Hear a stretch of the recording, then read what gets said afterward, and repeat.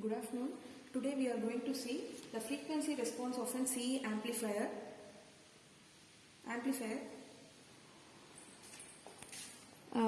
The aim is to construct the CE amplifier circuit and to plot the frequency response characteristics.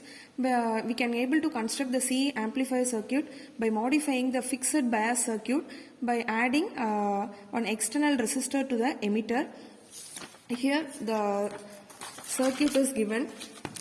The components required for this circuit is 2 resistors and 1 capacitor and a function generator to obtain the input and one CRO for getting the output.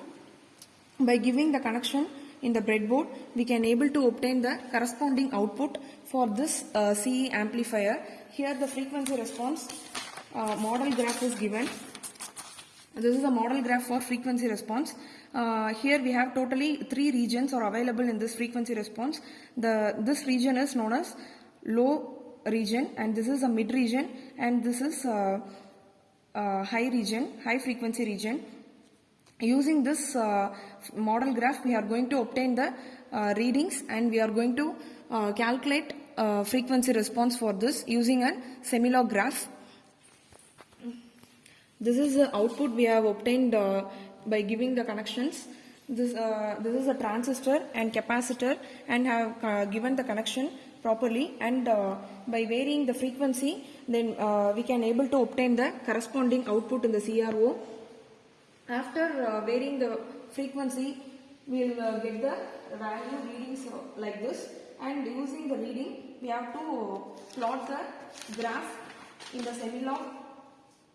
And after plotting the graph, we are going to obtain the bandwidth required. That is, by calculating the 3 dB calculation, we are going to draw the lower cutoff frequency and higher cutoff frequency. By subtracting both the frequencies, we can able to obtain the bandwidth.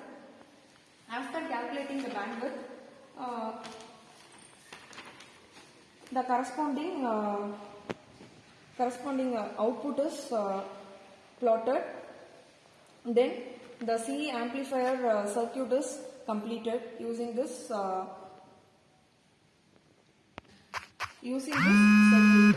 Thank you.